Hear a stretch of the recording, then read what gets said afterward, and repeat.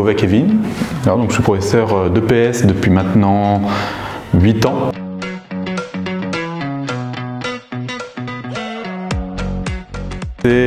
Pendant mes études, j'ai fait 4 ans en tant que surveillant. Et puis discuter avec les professeurs d'EPS, etc. Je me suis rendu compte que c'était plutôt sympa et du coup je me suis lancé dans les études pour devenir prof d'EPS. C'est le manque de motivation de certains élèves. On a vraiment des élèves qui sont là parce qu'ils n'ont pas le choix et c'est compliqué de les investir parfois dans les apprentissages. En plus, spécifiquement l'EPS, du fait que le niveau diminue d'année en année. On est de plus en plus sédentaire et c'est pas que chez les jeunes. Et quand on pense, c'est quand on arrive à faire changer de vision un élève sur un sport.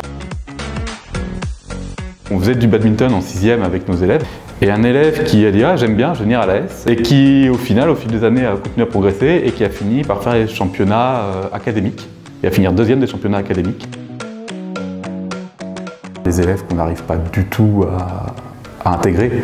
On a tous les ans des élèves où juste ils ne font rien. Moi j'ai cette année une élève qui a 0 à toutes les évaluations de sport parce qu'elle essaie de rester assise et qu'elle ne ferait pas d'EPS.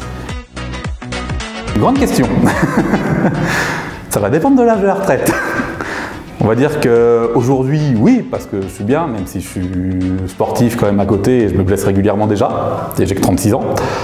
Alors je me dis, quand je vais en avoir 60, il faudra voir comment ça se passe à ce moment-là, mais c'est sûr que les méthodes d'apprentissage vont devoir être différentes. Espérez pas être payé beaucoup. Non, sérieusement, ne faites pas ça pour l'argent, faites-le vraiment parce que ça vous plaît et parce que vous avez envie de transmettre quelque chose, sinon c'est pas la peine.